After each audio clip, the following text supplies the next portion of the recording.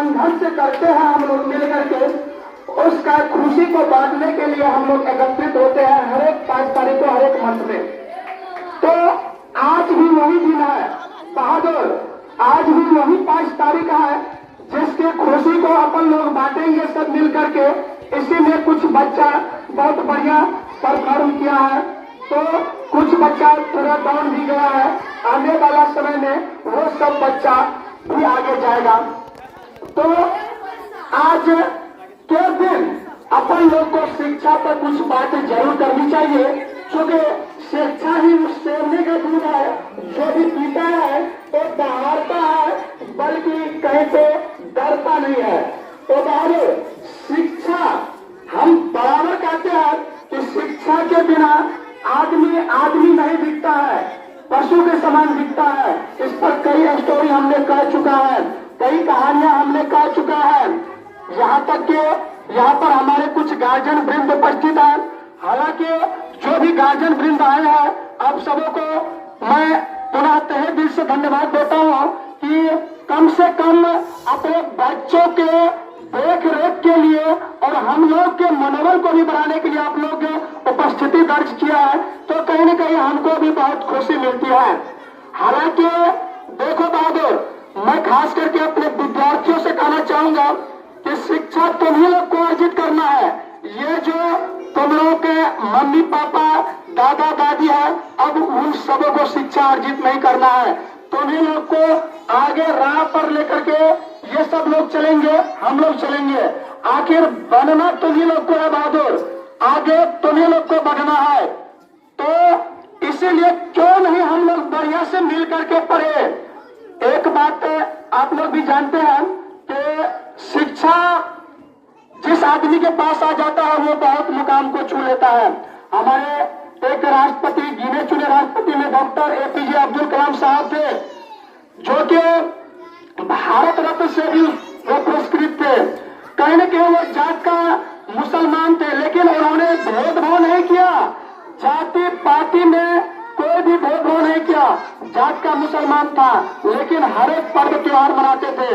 आज भी हमें याद है कि आप लोग पटना वाले खान सर का नाम सुने होंगे। एक समय था जब हम लोग पटना में पढ़ते थे, तो पटना वाले खान सर उतना प्रचलित नहीं हुए थे। जात का वो भी मुसलमान है, लेकिन शिक्षा के बदौलत आज सब पर्व वो हिंदू धर्म का करते हैं, क्योंकि शिक्षा है उसके पास में। और जिसके पास में शिक्षा रहती है वो किसी जाति धर्म को नहीं देखते हैं। तो पटना वाले खान सर के पास जब हम लोग पढ़ने के लिए जाते थे, तो आज भी याद है कि वो एक बात कहते थे कि बाबू हम तो आर्मी का स्टूडेंट थे, हमारा सपना था आर्मी बनना, लेकिन तुम लोगों का प्यार आज हमें उस मकाम पर पहुंचा रही है कि लगता है कि हम कुछ करेंगे। उस समय में उसके पास बहुत ज्यादा विद्यार्थी नहीं था, बहुत कम विद्यार्थी था। तो वो एक बात बोले थे कि आने वाला समय में हम मुसलमान हैं, हम प्रेरित हैं जात पात से। जब हम पटना आए थे ना, तो हमको आदमी रूम नहीं दे रहा था। यदि हम हिंदू के पास जाते थे तो कहता था कि तुम मुस्लिम हो, मुस्लिम को हम रूम नहीं देंगे रहने के लिए। तो रात को वो प्रेरित होकर के सेक्शन पर जाकर के सोए थे, ऐसा हम लोग को वो कहते थे। और सच्चाई भी है, क्योंकि वो गरीब का बेटा है और आज बहुत ऊपर उठे है, तो झूठ नहीं बोलता है गरीब का बेटा।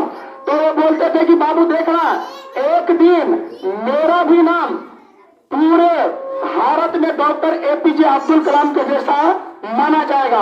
और उन्होंने 4 साल की कड़ी मेहनत में वो करके दिखा दिए। तो हम लोग में जो भी थोड़े कमजोर बच्चा थे, वो सबको लगते थे देखते हैं कि खान सर कितना दिन देते हैं, APJ अब्दुल कलाम के तरह नाम लिखाएंगे। हम लोग तो उसके काबिलियत को जानते थे। और उन्होंने जब लॉकडाउन लगा तो सोशल मीडिया के मार्फत पूरे इंडिया नहीं पूरे विश्व में भी उसको लोग जानता है बहादुर। तो सोशल मीडिया पर उन्होंने काम करके आगे बढ़ गया और वो अपना हिस्ट्री बना लिया, इतिहास बना लिया पूरे भारत में। और अभी भी उनको 7,000 बहनें राखी बांधती है। रक्षाबंधन का पर्व वो बड़ी धूमधाम से मनाते हैं। कहने को वो मुसलमान है, लेकिन वो मुसलमान का पर्व तो करवे करते हैं, लेकिन रक्षाबंधन को उतना ही धूमधाम से मनाते हैं कि पूरे विश्व में प्रख्यात है कि खान सर का रक्षा बंधन है। यहाँ तक कि पूरे बिहार में खास करके या यूपी झारखंड में जितना लड़कियां हैं, खास करके यदि पटना पढ़ने के लिए जाती है तो झूठो मुर्गा खान सर के पास चल जाते हैं और उसको भाई मान करके राखी बांधते हैं।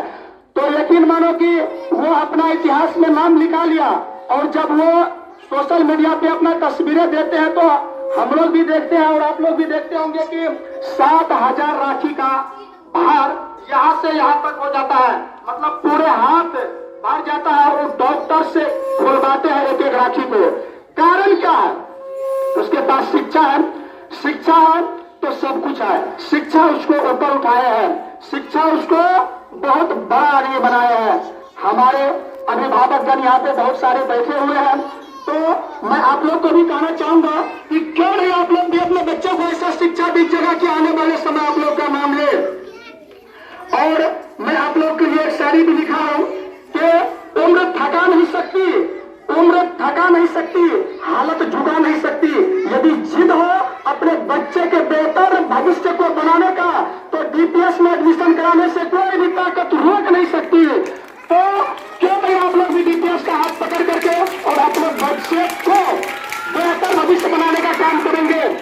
तो इसीलिए मैं कहना चाहूंगा कि यदि डीपीएस माननीय राजकिशोर बाबू के अध्यक्षता में 22 सालों से चल रही है और हम लोग यदि आए हैं तो डीपीएस में एक अलग पहचान बना करके यहाँ से जाएंगे।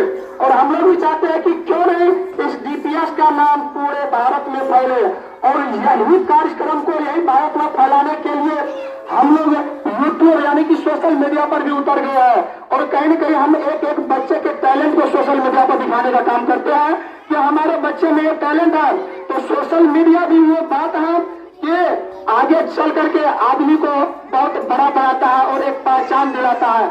भले ही अभी खान सर यूट्यूब से पैसा नहीं कमाते हैं या कमाते हैं, लेकिन खान सर को सभी जानने लगा। तो हम भी वो चाहेंगे एक प्रिंसिपल होने के नाते कि क्यों नहीं हमारे दिव्या पब्लिक स्कूल को, अरे राजकिशोर यादव को सब जानते हैं, इसमें कोई कतई डॉट वाली बात नहीं है, लेकिन क्यों नहीं भारत में भी जाने। तो जब हम दिव्या पब्लिक स्कूल को उस मुकाम पर लेकर के जाएंगे तब, और उस मुकाम पर लेकर के जाने के लिए सोशल मीडिया का भी रहना जरूरी है। तो हम लोग एक एक बच्चा के टैलेंट को सोशल मीडिया पर भी दिखाते हैं। तो अभिभावकगण आप लोग भी जिद ठान लीजिए कि हम अपने बच्चे को बेहतर भविष्य को बनाएंगे, और बेहतर भविष्य को बनाने के लिए भी जिद आप लोग ठान लिए तो डीपीएस में डीपीएस में एडमिशन करवाने से कोई भी ताकत रोक नहीं सकता है। तो ये तो था अभिभावकगण के लिए कुछ बातें, लेकिन बहादुर तुम लोग भी ये बात ठान लो, तुम लोग भी अपने आप में ये बात मान लो कि यदि पापा हमको पैसा देते हैं, यदि सर जी लोग हम पर केयर करते हैं, तो क्यों नहीं हम लोग भी आगे बढ़े, क्यों नहीं हम लोग पेपर की दिशा में काम करें। और हम बराबर कहते हैं कि तुम लोग ही टॉपर बनोगे, एक न एक दिन डीपीएस में यानी दिव्या पब्लिक स्कूल से टॉपर का भी निखार करवाएंगे। उस पर हम लोग कड़ी से कड़ी मेहनत कर रहे हैं बहादुर। तो तुम लोग भी क्यों नहीं आगे बढ़ने का जिद ठानोगे।